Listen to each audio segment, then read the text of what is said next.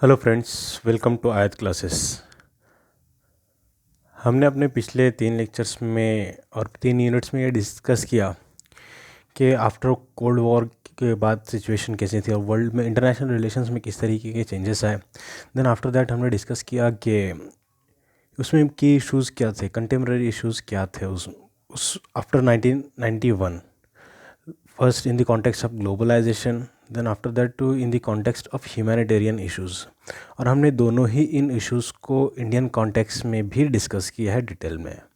हमारे इस 4th unit में हमें डिस्कस करना है the contemporary India, challenges to the peace, stability and national integration. तो हमें इस चैप्टर में देखना है कि हमारी कंट्री का जो नेशनल इंटीग्रेशन है और नेशन बिल्डिंग का जो गोल है, एम है, वो किस तरीके से हमारी गवर्नमेंट ने अब तक किया है। देन उसके बाद उस पीस और स्टेबिलिटी को किस तरीके से मेंटेन करती है। देन उस चीज़ को चैलेंज क्या चीज़ें कर रही है। तो फ्रेंड्स, किसी भी डेमोक्रेटिक कंट्री के लिए a country in democratic society is likely to have a diversity of views. Such a diversity arises from a variety of diversity मतलब varieties of or differences between economic, socio-economic, cultural and many factors बोल सकते हैं इनके basis पर। religious factor जो diversity को denote करते हैं। In Indian situation further complicated by the factors such as caste, religion, poverty, illiteracy, demographic pressures, ethnic and linguistic diversities। इन सारी चीज़ों के होने के बावजूद हमारे यहाँ जो कंसेप्ट है यूनिटी इन डाइवर्सिटी, कि हमने उस डाइवर्सिटी को मेंटेन रखते हुए, उस डाइवर्सिटी को अपनी सोसाइटी में रखते हुए हम यूनिटी की बात करते हैं, नेशन बिल्डिंग की बात करते हैं और इस तरीके की सोसाइटी फॉर्मेशन की बात करते हैं। बट हमारी कंट्री विटनेस्ड है कि हमारी कंट्री में बहुत सारे एग्रेरियन अनरेस्ट, देन लेबर और student agitations, then communal riots, then caste related violences. हमें हमारी सोसाइटी इन सारे प्रॉब्लम्स से दो चार हुए और के लैक ऑफ गुड गवर्नेंस और poor implementation of laws are the major factor of people disorder.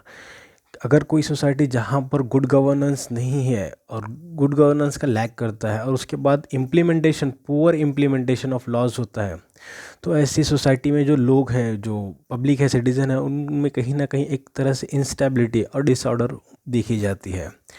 Stability and peace implies a humanitarian harmonious state of society. यहाँ पर एक हारमोनियस और स्टेबल सोसाइटी डिनोट करती है, जहाँ पर stable society it implies the absence of disturbance, rights, revolt and lawlessness. जहाँ पर ऐसी सोसाइटी जहाँ पर किसी तरीके का डिस्टर्बेंस ना हो, रिवोल्ट ना हो, राइट्स ना होते हों, लॉलेसनेस ना हो और कोई लॉ अबाइंडिंग हो। बट हम अगर हमारी सोसाइटी से इसे कंपेयर करते हैं तो कहीं ना कहीं इन सारी चीज़ों में हम लैक करते हैं। Maintenance of law and order, then इन सारी चीज़ों में ये स्टेट का प्राइमरी फंक्शन है कि वो मेंटेनेंस ऑफ हमारी सोसाइटी का जो लॉ एंड ऑर्डर है उसको मेंटेन करे। Peace and stability are one of the crucial requirements for the political and economic, socio cultural development of this state. अगर हम अपनी कंट्री का political, economic and socio cultural development देखना चाहते हैं तो उन सारी चीज़ों के लिए सबसे मस्ट है कि पीस एंड स्टेबिलिटी हो सोसाइटी में, किसी तरीके का डिस्टर्बेंस ना हो, तो ही कोई इंडिविजुअल अपने आप को और कोई कंट्री अपने आप को डेवलपमेंट की तरफ जा सकती है। Lack of it's likely to lead to diverse tendencies in the state. तो इन सारी चीज़ों का अगर लैक करती है कोई कंट्री तो वो अलग अलग कंडीशंस में, अलग अलग इस एस्पेक्ट्स में कंट्री लैक करती है स्टेप। देन दिस प्रोसेस, और अगर हमें सोसाइटी को स्टेबल करना है तो हमें नेशन बिल्डिंग की तरफ काम करना पड़ेगा, हर किसी को लेकर चलना पड़ेगा। तो हम सबसे पहले तो यहाँ पर हमारे सेशन में प्रीवियस ईयर जो हमने कंसेप्ट्स स्टडी किए थे 11th में, दैट इज़ नेशन, नेशनलिज्म और स्टेट, हम उसको रिवाइज कर लेते हैं। तो what is mean by nation? Nation is nothing but a community that is bound together by a feeling of unity and oneness based on certain factors. The factors may be socially identify socially, culturally, politically, want to establish a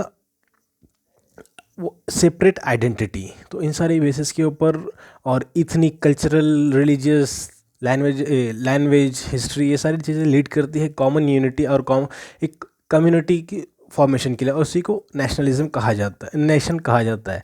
then जो feeling in सारी चीज़ों के लिए lead करती है वो nationalism की feeling है।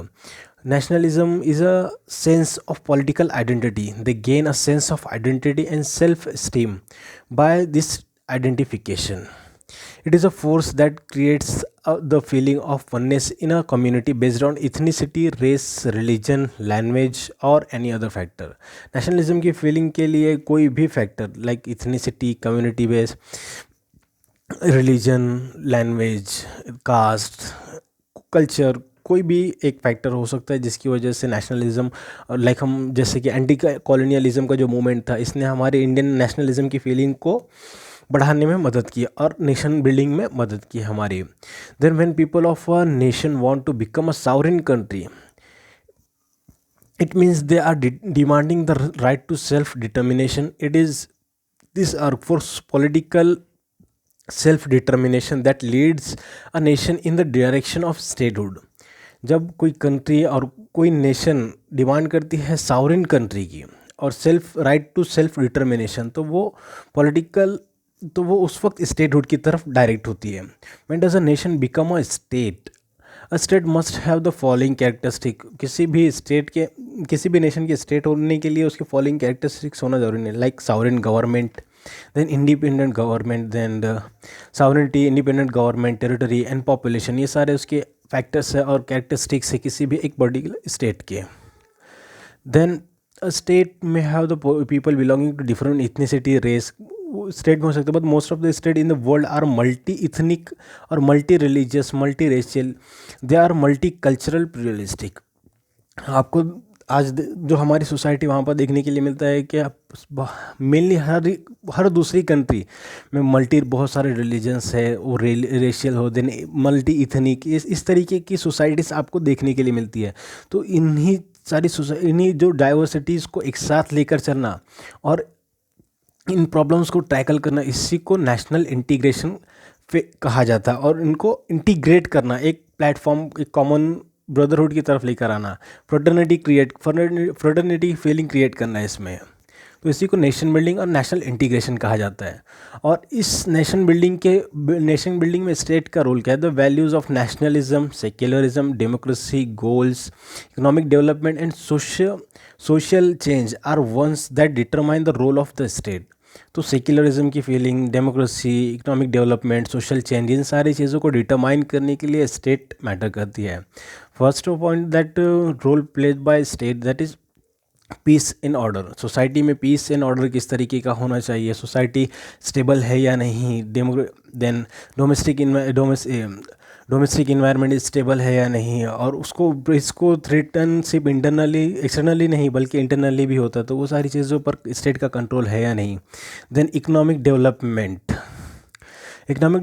यहाँ पर आप ये नहीं बोलेंगे, यहाँ पर सिर्फ इतना बोलना ही काफ़ी नहीं है कि इकोनॉमिक डेवलपमेंट नथिंग बट सिर्फ planning, then economic agricultural growth, बल्कि इंडिविजुअल्स को वहाँ पर इक्वल फैसिलिटीज़ अवेलेबल है या नहीं अपनी डेवलपमेंट के लिए। It implies that the state must be a facilitator of economic development, तो वहाँ पर वो फैसिलिटेटर कहलाए इकोनॉमिक डेवलपमेंट के लिए। The nation building, this refers to the problem of ensuring that the diversity in a society does not lead to disintegration of the state. Nation building is closely associated with the idea of national integration. Then governance is nothing but हम अपने citizens को अपनी policy making और decision making में citizen का participation किस हद तक लेते हैं। अगर कि कोई कंट्री जो इफ़ेक्टिव होना चाहती है, अपने आप को डेवलप करना चाहती है, वो उसको चाहिए कि वो अपने इस डिसीजन मेकिंग प्रोसेस में अपने सिटीजन्स को इन्वॉल्व करे ज़्यादा से ज़्यादा, तो इसी को गुड गवर्नेंस कहा जाता है। डेमोक्रेटाइजेशन और the creation of a participatory state welfare, then this refers to the application of principles of social justice, fairness and equality. हमारी सोसाइटी में एक तरीके के सोशल जस्टिस हो, फेयरनेस हो, देन जो गवर्नमेंट है, वो स्टेट है वो लोगों में, एक सिटीजन्स में इक्वालिटी की प्रैक्टिस करें, तो इन सारी वैल्यूज़ को बढ़ाना हमारे स्टेट का काम है। The values of nationalism, secularism, and democracy and goals, economic development, and social change are essentially those associated with nation building. The problem of national integration is universal. आज जो नेशनल इंटीग्रेशन का problem है वो universal है, हर दूसरी country इस problem को face करती है. बट इन सारी चीज़ों में national this diversities may be of socio cultural regional religious linguistic economic nature such as identity may be labelled as nationalism. In its effort of creating a common national identity, nationalism tries to promote the forces of unity in the nation. इन सारी diversities के होने के बावजूद national integration और national integration force करता है कि एक कॉमन प्लेटफॉर्म पर आकर कोलैबोरेट किया जाए. It seeks to the reconcile the differences in for a national rather than a sectoral perspectives. के नेशनल इंटीग्रेशन उस वक्त उस चीज़ को रिलेट करता है कि हम अपने religious, linguistic, regional, socio cultural इन सारे एस्पेक्ट्स को साइड में रख के अपने नेशन को, अपने नेशनल पर्सपेक्टिव को सामने लेकर आए. तो डॉक्टर राधाकृष्णन सर्वपल्ली का कहना है कि national integration cannot be build by brick and mortar. It cannot be build by chisel और hammer. It has to grow silently in the minds and hearts of man. कि हम उसको दिल में और अपने दिमाग में इस्टेब्लिश कर सकते हैं. इसको किसी चीनी हथौड़े से या ईट से नहीं बनाया जा सकता है. National integration does not wipe out the individual और group identities of various sections of the society. It does not try to create a homogeneous society. यहाँ पर ये कि नेशनल इंटीग्रेशन का मतलब ये नहीं कि हमारे जो इंडिविजुअल एस्पिरेशंस है हम उसको टोटली भूल जाए और सिर्फ एक ही वननेस को लेकर चले, बल्कि ये नहीं, हम अपने इंडिविजुअल आइडेंटिटीज़ को, ग्रुप आइडेंटिटीज़ को भी रखें और साथ ही अपने बट प्रायोरिटी अपने नेशनल आइडेंटिटी को दें. तो इसी को नेशनल इंटीग्रेशन कहा जाता है. ऐसे यहाँ पर दो तरीके के कंसेप्ट है. लाइक यहाँ पर बोल सकते हैं कि हम the feeling of Marathi, then Tamilian, then Punjabi, Hindu, Muslim, Sikh, ये सारी चीज़ें हमारी बाद में आती है. पहले इंडियन नेशनलिज्म और एज बीइंग अ इंडियन ये हमारे लिए पहले आता है. तो इस फीलिंग को प्रमोट करना नेशनल इंटीग्रेशन कहलाता है. Then the remain subordinate the territorial identity of the being an Indian. The American use the word salad bowl. Here is two concept. यहाँ पर दो कंसेप्ट इंट्रोड्यूस किए जा रहे हैं. लाइक एक तो salad bowl, then other one is melting pot. Salad bowl means जैसे कि अगर हम सैलेड खाते हैं तो उसमें जो उसकी इंग्रेडिएंट्स है वो अपने ही फीचर्स रखते हैं, अपनी एक साख्त रखते हैं, अपनी एक इम्पॉर्टेंस रखते हैं उस सैलेड में. तो सेम उसी तरह की कोई ऐसी सोसाइटी जहाँ पर अलग अलग डिफरेंट ग्रुप्स के और डिफरेंट एथनिक के, डिफरेंट कल्चर के लोग एक प्लेटफॉर्म पे जमा होते हैं, एक प्लेटफॉर्म पे एक बाउल में जमा होते हैं और बट विथ देयर आइडेंटिटी, वो अपने आइडेंटिटीज़ को बचा कर रखते हैं और उसी के बेस पे यूनिटी बनाते हैं. तो इसको सैलेड बाउल कहा जाता है. और मेल्टिंग पॉट जो अमेरिकन सोसाइटी में पाया जाता है कि वहाँ पर अगर कोई इटालियन है, फ्रेंच है, जर्मन है, अफ्रीकन है तो वो लोग वहाँ पर आएंगे, बट वो लोग अपने आइडेंटिटी को भूलकर अमेरिकन कल्चर को अपनाएंगे. तो उसको मेल्टिंग पॉट कहा जाता है. वहाँ पर वो अपने जो भी उनके आइडेंटिटीज उसको मेल्ट कर देते हैं टोटली. देन यहाँ पर the role of state in the process of national integration involves the following. The first, promote unity among the culturally and socially diverse groups living in single territorial unit. कि society में जो भी अलग अलग groups है, जो भी अलग अलग ऑर्गेनाइजेशन, उनमें किस तरीके से यूनिटी क्रिएट करना है, तो ये स्टेट का काम है. Then establish national authority over the subordinate political units और regions with distinct cultural and social groups. Establish a dialogue between the state authority and the people to understand their aspirations and life conditions. Then evolve certain values, goals that would help maintain social order. तो ये सारी चीज़ें, ये सारे duties, ये सारे functions हमारे state के हैं. Then common values associated with national integration में भी आइडेंटिफाइड एज जो कॉमन वैल्यूज़ और सोसाइटी में जो होने चाहिए नेशनल इंटीग्रेशन के लिए, that is common citizenship, unity in diversity, feeling of loyalty to the nation, then a sense of fraternity among all diverse communities, then secularism, then socio economic and political justice, equality, ये सारे इस 7 जो भी values दिए गए हैं, ये values हमारी सोसाइटी में होना कंपलसरी है हमारे नेशनल इंटीग्रेशन को बढ़ाने के लिए, इंटीग्रेशन के इस प्लान को बढ़ाने के लिए।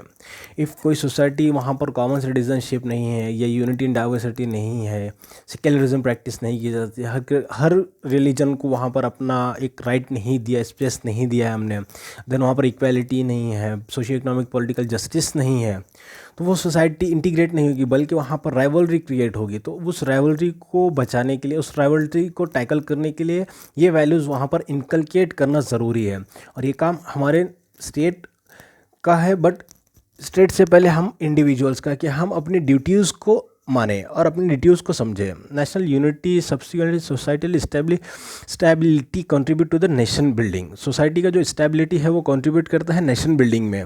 देन इंडियन कॉन्टेक्स्ट में इस तरीके से होता है। Then India in 1947 when India became independent, it faced several problems. They included economic underdevelopment, poverty, illiteracy, social inequality. The national movement for independence has provided, जो हमारा नेशनल मूवमेंट था independence के लिए, इसने एक बेस प्लेटफॉर्म प्रोवाइड किया हमारे nation building के लिए। दो हमारे वहाँ अलग अलग कल्चर्स थे, अलग अलग रिलीजन्स थे, बट जब वो फ्रीडम स्ट्रगल चल रहा था तो उसने लोगों में यूनिटी वाली फीलिंग, वननेस वाली फीलिंग वहीं पर जनरेट कर दी थी। Then this values were nationalism, secularism, democracy, goals, economic development, social change, ये सारी चीज़ें हमें फ्रीडम स्ट्रगल के वक्त ही मिल गई थी। First task of India after independence was to preserve, consolidate and strengthen India's unity. कि हमारी कंट्री का फर्स्ट टास्क ये है कि प्रिजर्व, हमारी कंसोलिडेट, स्ट्रेंथ, प्रिजर्व, हमारे इंडिपेंडेंस को प्रिजर्व करना, यूनिटी को बढ़ाना, स्ट्रेंथन करना। Then Indian unity could not be taken for granted. हमारी जो यूनिटी है उसको ग्रांटेड नहीं लेना चाहिए। It had to be strengthen by recognising India's regionals ethnic linguistic diversities. This was the problem of national integration or integration of Indian people as a political community. आज जैसे कि हमें पता है कि आज हमारे यहाँ सोसाइटी में लिंग्विस्टिक बेसिस पर, देन इथनिक बेसिस पर, रिलीजियस बेसिस पर आपको सोसाइटल प्रॉब्लम डिस्टर्बेंस देखने के लिए मिलते हैं। रिसेंटली जो अभी जो इस तरीके हमारी सोसाइटी कम्युनल डिसहारमोनी, ये सारी चीज़ें हमारी सोसाइटी में पाई जाती है। Democracy was considered essential for the promoting national integration and bringing about social change. Democracy इस आइडियोलॉजी को, इस डेमोक्रेसी के फॉर्म ऑफ गवर्नमेंट को इस नेशनल इंटीग्रेशन को बढ़ाने में और नेशन बिल्डिंग में ज़्यादा कैपेबल माना जाता है। कि अगर हम उस सोसाइटी में लोगों को से देंगे, एक राइट देंगे, जो इक्वल बेसिस पे राइट टू वोट देंगे, देन उनका एक अपना ही, उनकी अपनी आइडेंटिटी होगी, तो ये सारी चीज़ें लीड करेगी हमें नेशनल इंटीग्रेशन में। The newly independent state of India had to take deliberate steps to integrate the nation. One was the structural aspect of national integration. This was done through the constitutional process. Constitution जो हमने बनाया, उस constitutional process के under national integration के उसको बनाया गया. The Constitution of India provides some key features that promote national unity and national identity. The second was the psychological dimension that served to promote the feeling of Indian nationalism. तो ये दो अलग अलग factors है जो constitutionally जो structurally करता है, then other one is psychologically जो नेशनल फीलिंग, नेशनलिज्म और इंडियन नेशनलिज्म को प्रमोट करता है. Nationalism from the latter part of the 19th century, this the time when the people with diverse identities began to develop the identity of being Indian. The civilizational entity called Indian being to be transformed into a political entity called the Indian nation during the freedom struggle. जो हमारा civilisational phase था during, बोल सकते कि independence, तो उस वक्त हमने अपने आप को बीइंग इंडियन कॉल करना स्टार्ट कर दिया था. देन स्ट्रक्चरल डायमेंशन फर्स्ट हम देखते हैं, तो किस तरीके के structural dimensional, the structural aspect of the balance between national unity and regional and sectional aspiration are seen in some of the following. कि जो हमारे रीजन्स है उनको हम किस तरीके से अपने साथ लेकर चलते हैं नेशन बिल्डिंग के लिए और नेशनल यूनिटी को प्रमोट करने के लिए.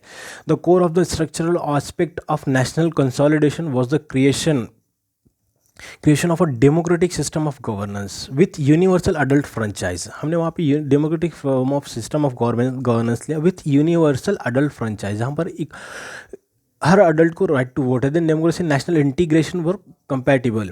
The participation of diverse groups in the process of governance was possible only through a representative democratic system. अगर हमने कोई और गवर्नमेंट सिस्टम लिया होता तो उसमें पॉसिबल नहीं था कि हम अपनी कंट्री को इस यहाँ तक लेकर आते।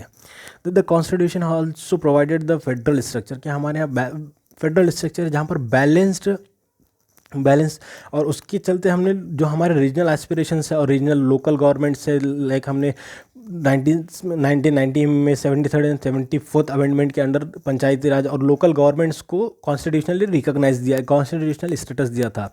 Then state government, central government, ये अलग अलग पार्टिसिपेशन और अलग डिवीजन ऑफ पावर की है। तो इसकी वजह से जो रीजनल एस्पिरेशंस है उनको उनका से और उनका एक ओपिनियन आ जाता है, तो वो इन्वॉल्व फील करते हैं।